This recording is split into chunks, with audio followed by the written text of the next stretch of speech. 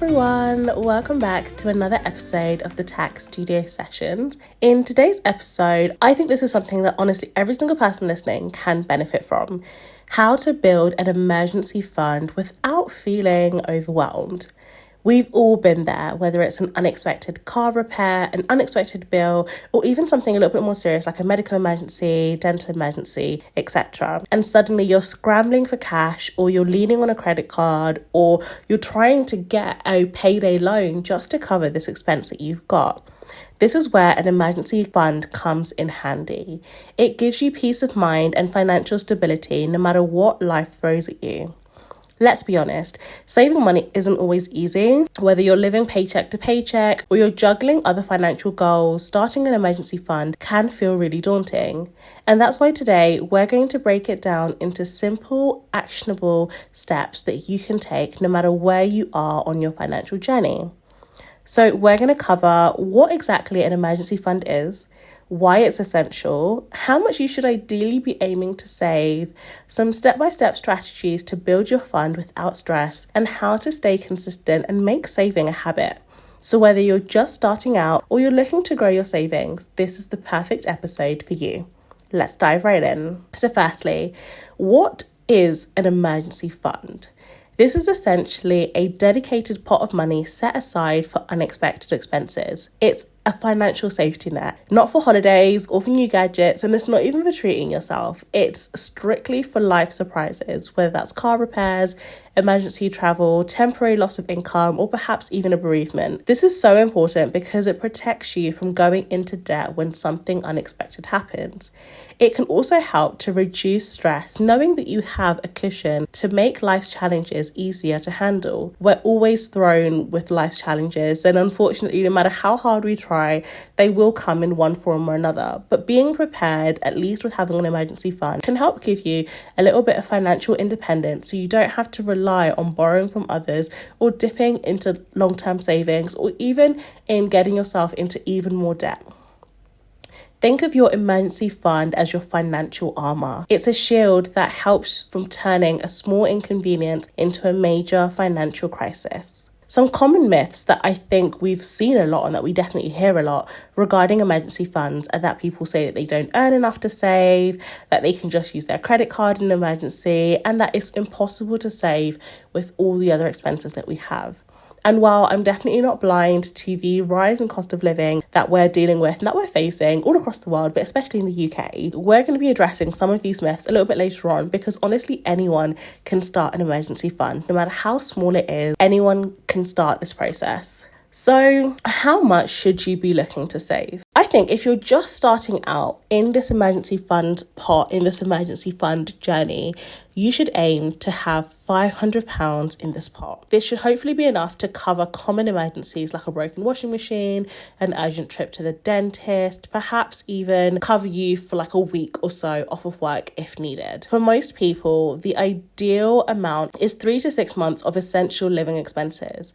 And so this should include your rent or mortgage, your utilities, your groceries, and any minimum debt payments. I know that this can be a lot, and this is definitely a big number, like I mentioned, especially with the cost of living crisis that we're currently in. So starting small with just £500 is just a really nice way to give yourself a little win and to give yourself a little bit of cushioning room. So in relation to the 3 to 6 months of expenses, say your essential expenses are around £1,500 a month. Your emergency fund target would be between £4,500 and £9,000. Again, this is a very big number and it can feel very daunting, but this is definitely achievable and I believe in you guys. You can do it. You just have to make a start. Adjust for your lifestyle. I think for those of you who are self-employed or perhaps have irregular income, aim for 6 to 12 months worth of expenses. If you're in a dual income household or if you have really good job security, then 3 months of essential expenses may suffice. Don't let the big numbers intimidate you. Focus on starting small. You'll be surprised just how quickly £500 can grow to £1,000 to £1,500 and beyond. Now, if we look at this practically, how can we do this step by step to ensure that we are doing this consistently and without feeling too overwhelmed? The first thing that I would suggest would be to automate your savings. Set up a standing order to transfer a set amount into a separate savings account every payday, whether that's £10 or £20. Just knowing that £20 a week will have you having saved over £1,000 in a year. Automating these savings takes the decision making out of the equation. If you don't see the money in your main account, you won't be tempted to spend it or to even account for it in your budget. The second thing that I would suggest would be to use windfalls wisely. If you get a tax refund or a bonus at work, or even if you receive some money as a birthday present or anniversary present or whatever it might be, make sure that you funnel this straight into your emergency fund. Treat any extra windfalls as a boost rather than extra spending money. I think this is where a lot of us trip up. We see this as like an extra gift and we're really excited, but by adding it to your emergency fund, you'll help essentially boost this pot without having to necessarily do too much to it, because you don't have this gift before, right? So this is just a little extra cushioning that is helping you even more. The next thing that I would suggest would be to round up your spending. Use apps like Monzo or Plum to round up every purchase to the nearest pound and transfer that spare cash into your savings account. This essentially works. So for example, say you spend £4.70 on a cup of coffee. This will round it up so you spent £5 and it will put that extra 30p into your emergency fund. I know 30p doesn't sound like a lot, but over time, these small amounts grow into significant savings with zero effort. This is such a great option for people who honestly don't feel like they have extra money to save, because when you're making these small, often not really thought about purchases, you'll see how that excess really does work to give you a pretty decent pot that you haven't really thought about. Another recommendation that I would have would be to declutter and sell things where necessary. Look around your home and see what can you sell, whether it's old clothes, old gadget, books, or even furniture that you don't use anymore. These can really help to bring you in a little bit of extra quick cash. Whether you're using platforms like Vinted, eBay, or even Facebook Marketplace, it makes it so easy to sell unused and unwanted items and give you a little bit of extra money. You don't have to sell it for top dollar. You can sell it for a decent enough price and just know that you'll have a little bit of extra money in your emergency fund. Not only does this help in making you money, but it also helps to create space and to reduce the clutter all around your home. And I really do live by such an important principle, which is that the cleaner your home is, the cleaner your mind is. And I think one essential thing to financial success is having a clear mind. So it's sort of a little circle. You know, you clear your home, you clear your mind, you clear your finances, you clear your home, you clear your mind, and you clear your finances. It's an ongoing cycle that really will work to your benefit. The next thing that I would suggest would be to cut back temporarily.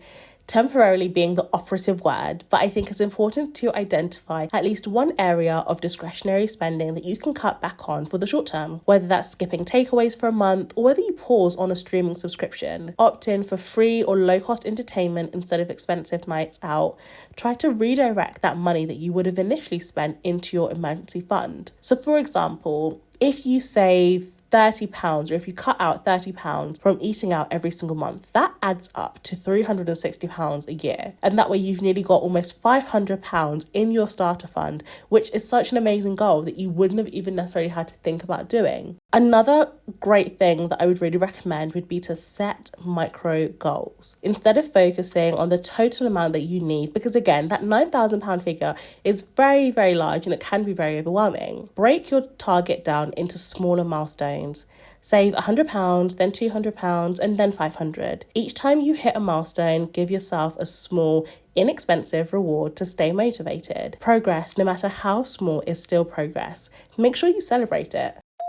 Side hustles. Gosh, side hustles are wonderful. They are amazing and they really are a great way to help with your savings. If you have the time and the energy, consider picking up a side hustle to build your emergency fund faster. Whether you're using freelance skills like writing, design, or tutoring, delivery services like Uber Eats or Deliveroo, or even if you have like a little part-time or weekend gig, just a few hours a week can make such a big difference over time. Dedicate all of your earnings from from your side hustle to your emergency fund for the maximum impact.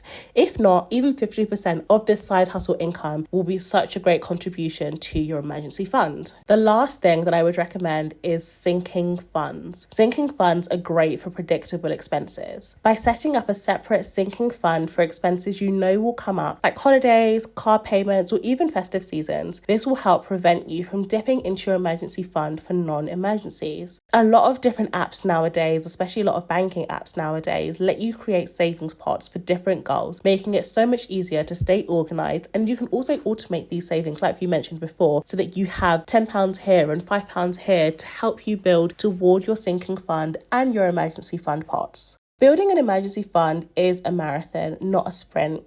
And here's how we can really help to keep the momentum going.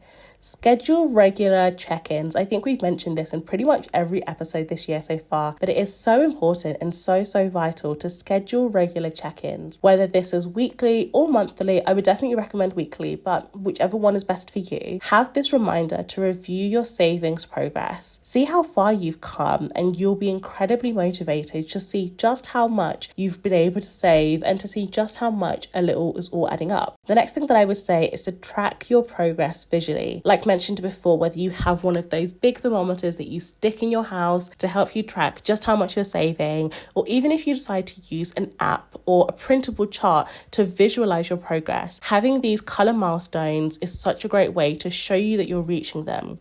It's a small but satisfying reward to see that you really are making steps towards your financial freedom and your financial future. Another thing to help motivate yourself is to, again, surround yourself with support. Share your goals with a trusted friend or family member for accountability. Just having one accountability partner can be all the difference between you ordering that takeaway on a Friday night or cooking yourself a home-cooked meal. Make sure you also follow social media accounts and communities that are focused on saving monies.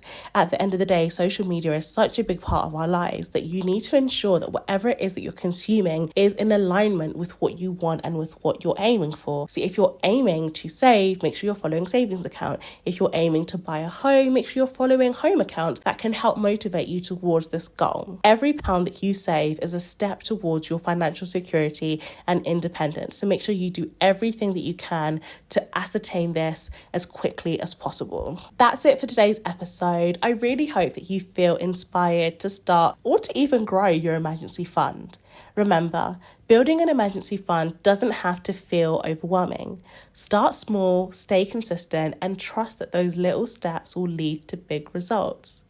I hope that you've loved this episode, and if you have, don't forget to subscribe, leave us a review, and share it with someone who could also use a financial boost. As always, make sure you follow us at the Tax Studio Company on Instagram for daily tips, encouragement, and resources. Here's to building your safety net one step at a time. You've got this. Until next time, bye.